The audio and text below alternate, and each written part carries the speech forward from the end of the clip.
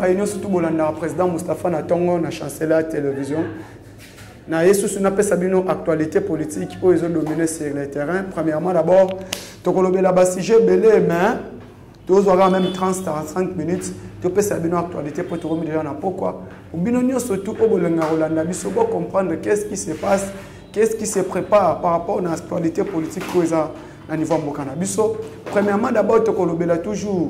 Si j'ai tous allé par rapport à embargo au FRDC, au RDC tous nango, embargo par rapport à achat d'armes au Bapesa Kibiso, les amoto kolobela mingi et quel est le pays où bazo jouer vie hypocrite par rapport à l'actualité wana, les yango monitoyer to lobela bino na tongwa lelo, ba union sobolana président Moustapha, parlementaire debout état des droits union sacrée et moko ya communicateur ya union sacrée pour la nation au exemple plateforme et chef de l'État, obligé de savoir communicateur direct à chef de l'État, d'être tout peut savoir nos actualités politiques. Chers compatriotes, chers Congolais, Congolais, nous surtout. Aujourd'hui, la République démocratique du Congo, notre pays, est agressée par les Rwandais. Rwanda mutu azamoko azo agressé RDC. Rwanda azamoko alukaka instabilité na Congo pour y vivre. Rwanda jeune ezalaka ndenge na tambolaka na génocide na ye niveau de la communauté internationale. Pourquoi? Parce que les Tutsis sont des peuples baza muke mais bazaka protégés par qui? Par la communauté internationale. Communauté internationale mutaza peuple a protégé ka Tutsi. Yango bona bazaba peuple mo so touché bango Kagame prendre au génocide nyo surtout na yango azbina comme marionnette ya kolela moko na sima ya génocide. Mais bande ko ngai ba Congolais nyo so bisika bozwami toyeba yango lelo soki instabilité za na mboka na biso moko azo se mettre des ordres na Congo, c'est parmi un. Je veux vous dire aussi la MONUSCO est là. MONUSCO azam moko azo koka ko défendre le droit ba Congolais te. MONUSCO azam moko aza incapable par rapport depuis MONUSCO et na mboka na biso. Insécurité ici la kate. Depuis 2001 que MONUSCO est au pays, est en République démocratique du Congo, mission des Nations Unies. On a tous en Monique échangé comme MONUSCO depuis 2002 pardon. Tilelo est la République démocratique du Congo. République démocratique du Congo est la sécurité. Ba pays nyoso MONUSCO assiégea. Pour votre information, mes chers compatriotes, chers Congolais, ba nyoso bozalaka balanda président Moustapha. Bisika nyoso MONUSCO assiégea. Kimia ezalakate. Il y a toujours l'insécurité.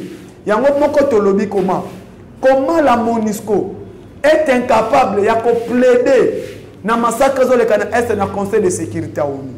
Parce que MONUSCO c'est ça l'ONU représente ONU. Bintou Keïta a envoyé spécial les représentants du secrétaire général de ONU dans l'Est de la République démocratique du Congo. Mais pour votre information, depuis que la MONUSCO est au Congo, qu'est-ce que la MONUSCO a déjà fait? Qu'est-ce que la MONUSCO a déjà porté? Ni nyango asali pour sécuriser l'Est du Congo. MONUSCO est sali nini? MONUSCO azalaki na Kananga. Massacre o esalemaki na Kananga. Na génocide. Na ba fausse commune, plus de 99 fausses communes. MONUSCO azalaki na Kananga. Avec massacre à Kamwena Sapo. Qu'est-ce que la MONUSCO a fait? Qu'est-ce que la MONUSCO a plaidé? Bakata même moko ya ba émissaire ya ONU na Kananga. Aujourd'hui, l'Est de la RDC, plus de 12 millions de morts dans l'Est de la République démocratique du Congo. Qu'est-ce que la MONUSCO a fait? Ndebomoni peuple katangé, peuple kivusien, les habitants de Kivu. Batombo, batelemi, balobi clair que non. Ce qui MONUSCO a l'équipe, kozonga na bango, il y a des morts. Ce qui MONUSCO a raison pour laquelle nous, les peuples congolais, la diaspora surtout, surtout, au président Moustapha, nous sommes obligés de se lever pour dire départ à MONUSCO. Parce que MONUSCO, tout le monde a commis dans Souka, MONUSCO a le côté, MONUSCO a pour sauver le Congo, MONUSCO a pour ramener la paix. Parce que la mission ONU, c'est de rétablir la paix où il n'y a pas la paix. De rétablir la paix et d'imposer la paix. Et qu'est-ce que la MONUSCO fait pour imposer la paix à l'est de la République démocratique du Congo? Au lieu que la MONUSCO puisse plaider au nom du Congo à l'ONU et devant le Conseil de sécurité des Nations Unies, parce que Bintou Keïta est sorti comme incompétent. Il a plaidé, mais on n'y a rien fait. Et aujourd'hui, chers compatriotes, on a vu na Est, il plus de 12 millions. Qui n'y est na Est, mais on y est na Kati. Nous sommes des observateurs. L'ONU, la MONUSCO nous parlent et sont des observateurs. Donc votre mission au Congo, ce n'est pas d'imposer la paix, c'est d'être les observateurs. Nous disons, la MONUSCO, comme n'a rien fait, depuis que ONU, depuis que na Est, depuis ONU, MONUSCO est na Est, tout le monde a limite na bango. Raison pour laquelle tous les Congolais, nous disons que Tosengi et l'autre Moussoussouté, départ il y a ONU, départ il y a MONUSCO na Congo. Il faut bakende comme ça bâti que besoin d'insécurité na biso. Biso moko FRDC na la police na biso, ba bunda pour que ba imposer kimia ekota na Est. C'est ça nous voulons dire. Parce que avec votre limite, la limite de la MONUSCO, nous disons non. Si j'ai les personnes qui en moi. De plus en plus, place MONUSCO azali. Tout le monde n'a bilili MONUSCO azo que ne coopérer même. Bazo solana ba groupe armé. Bazo solana ba groupe armé. Place MONUSCO azali massa saison bête bazo violer batou. Wana ne mission kimia. MONUSCO esika azali bazo violer ba maman. Or la mission la plus chère du monde. Il y a un représentant au mission à RDC. 12 millions de morts. Combien de fausses commis? Insécurité dans Nord Kivu, insécurité dans Ituri. Tous ces points-là, c'est le point où MONUSCO est là.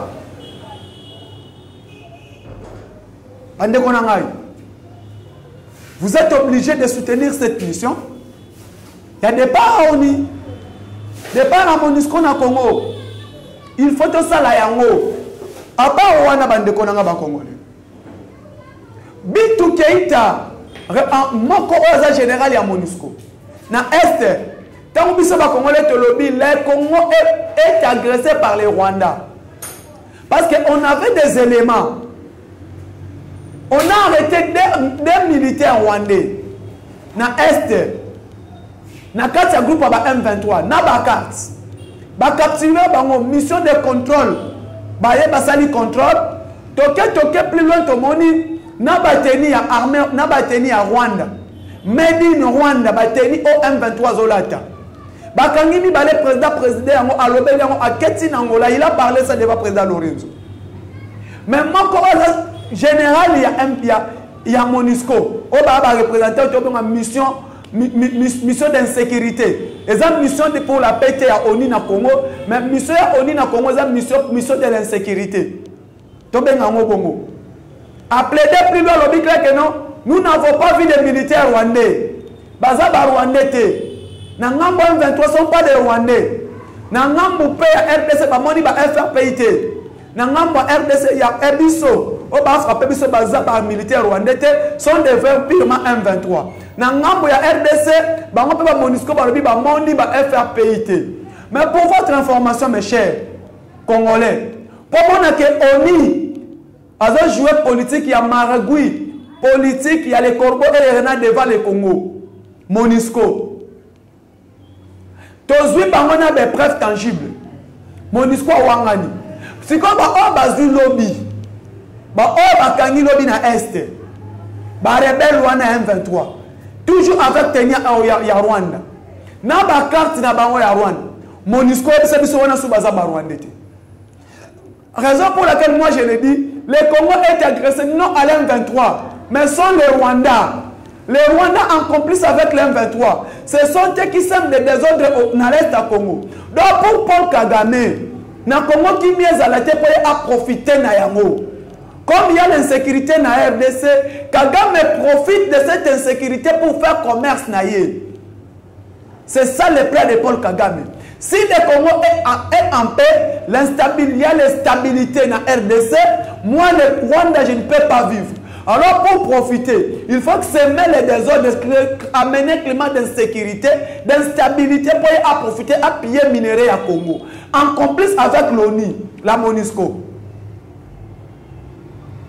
Si la MONUSCO était sincère, bato balingaka RDC bayaki pona ko imposer peine à Congo, mais les biso na Congo c'est un petit problème. On achète les armes, on arme les Congo, parce qu'il y a des armes nouveau modèle, clip armes modernes pour imposer la paix. Mais comment est-ce que MONUSCO a commis compléter dans le Congo dans le Conseil de sécurité à l'unité? MONUSCO fallait plaider devant le Conseil de sécurité à l'ONU que pirement la République démocratique du Congo va embargo. Ce qui va embargo et permettre à RDC à son arme valable, arme forte pour permettre pour abandonner le système M23 et le niveau est. Comment est-ce que le Rwanda qui arme les M23, l'Ouganda qui arme les ADF Nalu, comment est-ce que embargo est mais Congo a un problème. Et ça n'est pas nanda kubazo beta bana naye. Papa afandi wana azolo de l'autre côté, papa voisin aye à côté nanda kubazo beta yo fandi wana kozo ngisate. Même eloko MONUSCO sali eloko Conseil de sécurité za sala oni. Les Américains, la France, les Français, les Anglais, ils ont joué politique et hypocrisie devant le président Félix Tshisekedi. Et pour moi maintenant, si maintenant l'ONU, Conseil de sécurité, l'ONU embargo ôté, faut-il pas tourner les dos devant les Américains, tourner les dos devant les Français et les Anglais, qu'on cherche un allié qui est capable d'aider le Congo pour avoir sa insécurité aux Est. Comment est-ce que faut-il aussi sa insécurité pendant que nous avons passé son embargo? Vous pouvez sur embargo. Comment est-ce que nous allons mener les opérations d'imposer la paix à l'Est? Comment est-ce que nous devons mener les opérations d'aider le Congo de sortir de ces crises d'insécurité pendant que le Congo y a l'embargo? C'est ça la politique de l'hypocrisie. Vous n'aimez pas le Congo. Pour vous, vous profitez de l'insécurité à l'Est pour vivre. Vous profitez de l'insécurité, vous ne voulez pas la paix. Oh, qui veut la paix prépare la guerre. C'est les Français qui disent ça. Qui veut la paix prépare la guerre. Comment est-ce que nous devons préparer cette guerre qui est à l'Est? Parce que déjà, il y a déjà la guerre à l'Est. Tshisekedi est arrivé. Quand Châtelier, Jean-Marc Châtelier, ambassadeur à l'Union européenne, que non, tu peux ça comment embarquer, nous voulons la traçabilité de ces armes. Quelle traçabilité? Quelle traçabilité que vous voulez?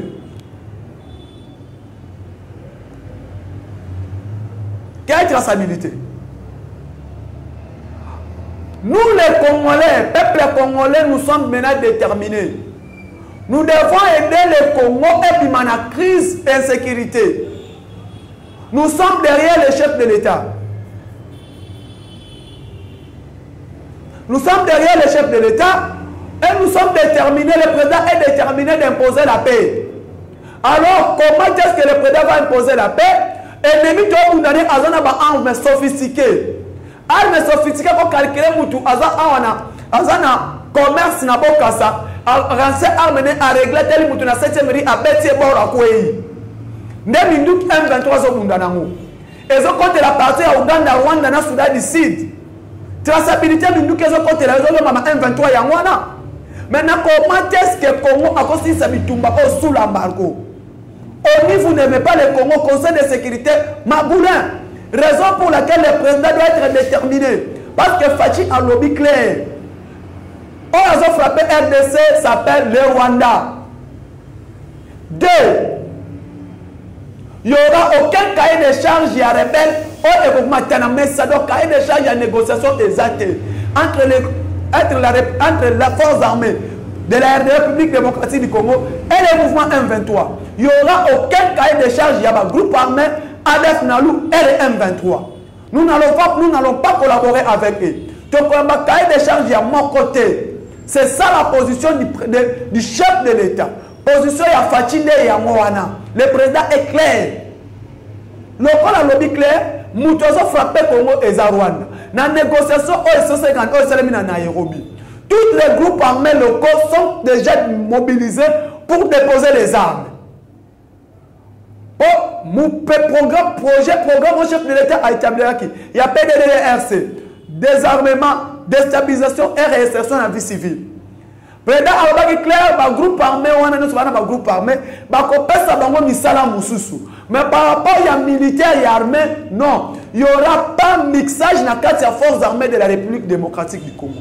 Bakokota armée, bakosala musala menuiserie, plomberie, électricien, bakolakisa bango ba misala mususu bato bauti na ba groupe armé, Codeco, Maïmaï, FR tout ces groupes armés là locaux et qu'on permette de négocier na bango. Mais les groupes armés étrangers, il n'y aura pas de négociation.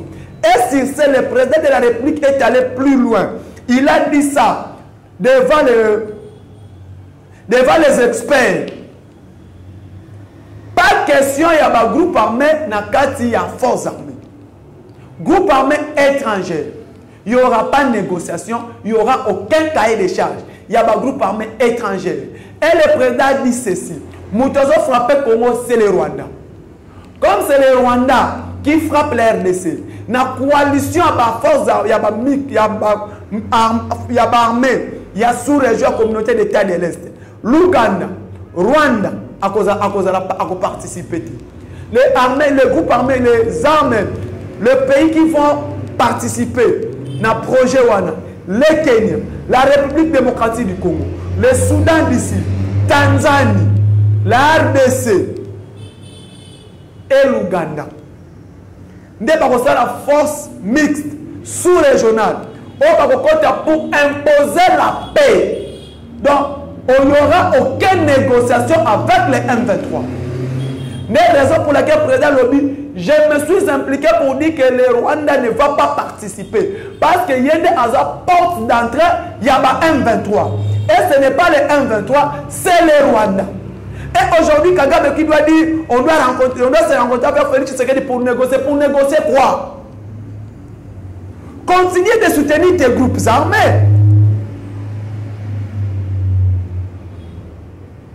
Continue de soutenir tes groupes armés. Au niveau de nos mobile Makassit. Kagame au niveau de nos mobile Makas, tu es intouchable dans le niveau sous-région. Moutoko Moazate. Le cas de Moutoko Moazate Pomba Yonde. Qu'on négocie sous toi, qu'on négocie ni. On négocie sous Nini. On n'a pas à négocier avec Paul Kagame. Continuez les accords entre nous et le Rwanda et Zasouté. Il n'y aura aucun accord. Pour le développement, il y a niveau sous-région. Tu n'as pas voulu le développement entre la République démocratique et le Rwanda. Tu as voulu utiliser moyen des armes pour appuyer au Congo. C'est toi, Kagame, qui impose l'instabilité dans l'Est. C'est déjà connu. Insécurité ne serait donnée dans l'Est de la République démocratique. Ce sont les Rwandais. Maintenant, comment est-ce que nous allons négocier avec vous? On négocie sous nous. Il n'y aura pas à négocier. Le qu'on a imposé que utiliser le moyen des armes, c'est le moyen plus facile pour nous Congo. Boma bisogno surtout. Maintenant, pourquoi tu sais que non, on puisse négocier par Angola? Négociation ni to okende. To négocier nini? Zwa ba soldat na yo ba M23, zongi sa bango na Rwanda. Nous voulons la paix à niveau sous-région. Faut-il conjuguer toujours à niveau de diplomatie que la paix règne au niveau de il y a sous-région avec nos pays voisins. C'est toi qui ne veux pas la paix. Les soldats M23, les militaires rwandais, ils ont récupéré notre territoire à Rutshuru. Et nos forces armées sont déterminées. Dès le moment où tu as aussi ça M23. Et tu as compris que non, ce n'est pas des M23, ce sont des militaires rwandais qui meurent. Et Abitumba, Oyo na RDC, les Philistins avec les Israéliens. Comment les Philistins et les Israélites yangoyo? Les Philistins apprenaient que nous avons une arme forte. Nous sommes forts. Nous sommes les Philistins et les Israéliens. Mais nous avons qui sont des chars plus forts que les Philistins. Les Philistins ont une arme lourde, arme plus puissante, déposer qui va arme. Qui maki. qu'on déposait par arme bana Israël militaire ya Israël à David baramase qui ba arme wana ne ba pomele ko ba Philistin les mêmes armes oyo M23 zanango yeba yango bien armée du ciel armée céleste et qui tue déjà les autres pourquoi ça va arme wana le col a ONU en complicité avec les Rwandais bolingi ONU olingi kolongola embargo te vous le conseil de sécurité de l'ONU bolingi kolongola embargo na RDCT le col a Rwanda azuba armée lourd à armée M23 soit disant M23 mais sont des militaires rwandais armée du ciel céleste sachez-le bien que Félix Tshisekedi a dédié la nation congolaise entre la main du Seigneur Fatia lobaki ngai na tiki kiti nanga nzambe kitafanda konza Congo nzambe ka ofanda ki na kiti wana a konzi Congo le même Dieu là va armer du ciel dans notre force armée pour déclencher les Rwandais donc aussi ça M23 et au monde de l'Osikoyo des militaires M23 va déposer par armes bangomoko les armes sophistiquées et faire de ça sani ah le kotaga même par armes wana ne pas par armes wana tozo bundela ngona bino to bundela ngona bino et nous allons imposer la paix na même par armes ka wana bino le voilà ba Philistins nous sommes des Israéliens nous sommes des Israéliens nous allons imposer la paix. Fati va imposer la paix. Nous ne voulons pas notre verbe la paix. Il n'y aura aucune négociation. Kagame, si Kalana va M23 na l'eau. Quand Lukasu sous négociation na Fati, te pour recouter en été. Fati n'a pas le temps à perdre. Parce qu'on perd Fati avion à que ne pas qu'on négocie. Non. Fati priorité na est commis à se concentrer à état la bilo pour le mana Congo. Comment il va négocier? Comment où est-ce que j'ai failli? Où est-ce qu'il faut arranger? Où est-ce qu'on peut faire? Parce qu'il y a des élections où lui-même sera partie prenante. Il n'y a pas le moment. Dès qu'on va distraire, il y a un membre M23 à s'impliquer dans un membre M23. Non. C'est le détail déjà fini. Nous voulons la paix dans l'Est et dans le Sud. Il n'y aura pas de négociation avec les groupes armés. Nous sommes maintenant déterminés quoi? Qu'est-ce que nous maintenant nous voulons pour le moment? Chaque jour. Qu'est-ce qui se passe maintenant? Le moment maintenant, l'âge de la maturité est arrivé au Congolais. Nous sommes maintenant matures. Tandis que vous sommes politiciens, prenez-nous en charge. Chers Congolais, au besoin de Libandamboka, na oyo na kati ya mboka obola nanga na chancelier moko ya ba chaîne na biso oyo ezalaka toujours proche à population vraiment na pesi maman chancelier d'abord merci beaucoup na chaîne na kitoko oyo chela biso na ba abonné nyonso tout obola na président Moustapha parce que comme chaque jour chaque soir je suis ici pour na live so bola tenga na tongo le soir na za pour na live qu'est-ce qui se passe maintenant? ONU, les Américains, les Français, les Anglais, tous ces pays-là, par exemple, membres du Conseil de sécurité ONU. La majorité, position de la France, position des États-Unis, position de l'Angleterre, c'est la position Moko. Russie et la Chine, ils ont le même langage. Dans le Conseil de sécurité, les pays ont le droit de veto, ils ont un monopole. La Chine, les États-Unis, la Russie, les Français et les Anglais. Les 5 pays. Un pays basé sur le problème à RDC. Les Américains, Bolobi clair que vous êtes des partenaires privilégiés à chef de l'État. Il y a Félix Tshisekedi. Ce sont les partenaires privilégiés qui peuvent s'imposer pour aider les chefs de l'État à sa guerre à l'Est. Normalement. Parce qu'un partenaire privilégié va protéger Akaï. Mais qu'est-ce qui s'est passé? Un Bakei, c'est la Chine et la Russie. Moutubazo Senga balongola ambako pour la RDC. Ba pesa ba RDC ba Congolais ba arme.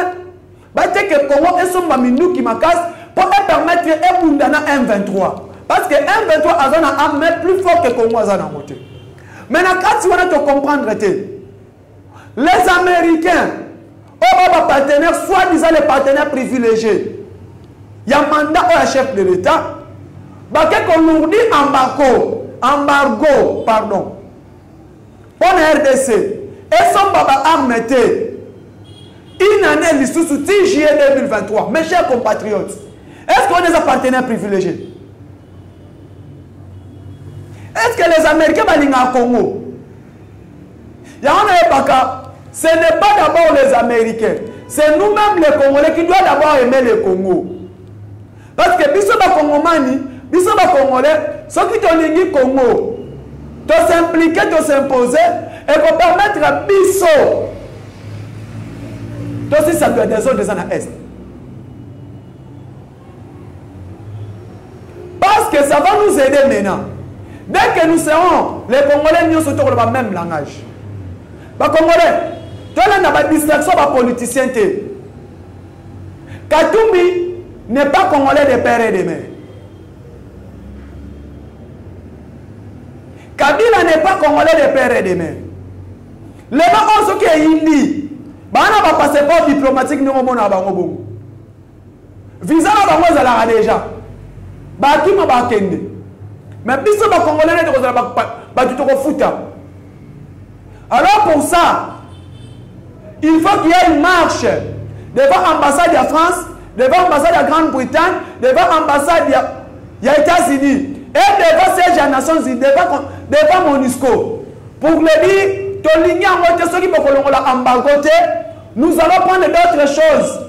De reprendre des moyens moussoussou. On doit prendre d'autres moyens pour que Bisso Moko Congolais doit se prendre en charge qui n'y a écouté à l'Est. Moyen nini.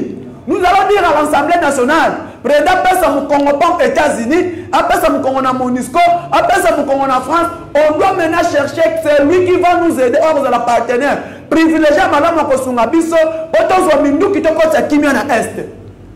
C'est ça. On s'est déjà connu. La Russie et la Chine, ils veulent nous aider avec les armes. Il y a madame armes fortes et permettre de imposer peine à Est.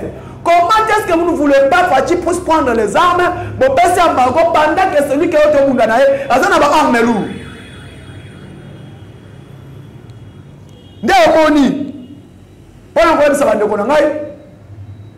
Prenez-nous en charge.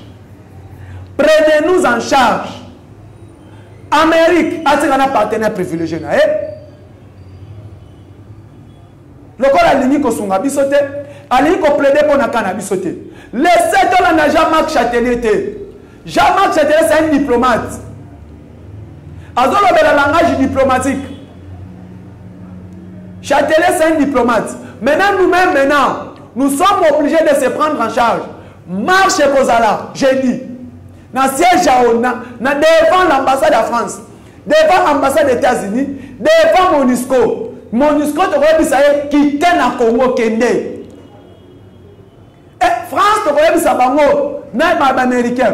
Le cas de na bino kolongo l'embargo au qui Congo. Maintenant nous allons collaborer, nous allons créer à l'Assemblée nationale devant la commission paix et sécurité et diplomatique que nous sommes maintenant prêts à collaborer avec les pays des nations qui vont nous aider à imposer paix. Alors ces nations-là, nous sommes prêts à collaborer avec lui. Nous allons tourner les deux devant les Américains, devant les Français, devant les Anglais et donner maintenant confiance à la Russie et la Chine et les Corées du Nord qui vont nous aider avec les armes pour imposer la paix à l'Est. Parce que nous avons mieux vaut collaborer avec un voyou qui veut la paix que collaborer avec un partenaire privilégié qui ne veut pas t'aider pour avancer. Le choix est clair. Comment est-ce que partenaire privilégié est botika? 1. Position M23. Même position opposant, même position Église catholique. Tu as une position à France devant corps à Genève. C'est la France qui soutient les opposants. Quand la France dit, quand les opposants disent, Kadima Longwa, coup constitutionnel est tombé, tant qu'il y a un dialogue, même position, Oyoyo M23 Zanango. Alors, mais c'est le président de la République, aux un soutien peuple. Nous sommes derrière le chef de l'État. Tous les Congolais, nous sommes déterminés d'être derrière le chef de l'État. Merci beaucoup, Baïno Sobolani, dans la live. Pourquoi le Baïba soutenir le président Moustapha, dans les États-Unis, dans New York, pardon, dans Londres, dans Grande-Bretagne, dans Londres, dans Paris, dans Belgique, place Nyon Sobozali, dans Afrique du Sud, maman Nanga Jeanne, dans Londres, maman Jeanne, dans Londres, président Moustapha, tu as soutenu Nabino. Papa Nanga Lucien Espagne, tu as soutenu Nabino. Papa Jean-Marie Chibangu, tu as soutenu Nabino. La diaspora Nyon Sobisika Bozouami, tu as soutenu le président Moustapha. Papa Gérard Kananga, na niveau Londres, na sengi soutien na Papa Gérard. Ba Nyon Sobolinganga, il faut soutenir Bisso. Financièrement, na moyen Nyon surtout soutenir nous, faut soutenir Bisso. Bande ko na Bisso, bande ko na bino to pesa bino actualité aux le Congo à tout moment. Tolingi bino pour soutenir Bisso, mon numéro plus 243 89 86 52 097. Au benga sur WhatsApp pour Kozwangai na plus 243 89 86 52 097. Plus 243 89 86 52 097. Na pesi mbote na ba union surtout balinganga ba combattant sur IDPS, ba communicateur sur union sacrée, ba union sur bolanda président Moustapha na pesi bino mbote je dis et je vous remercie.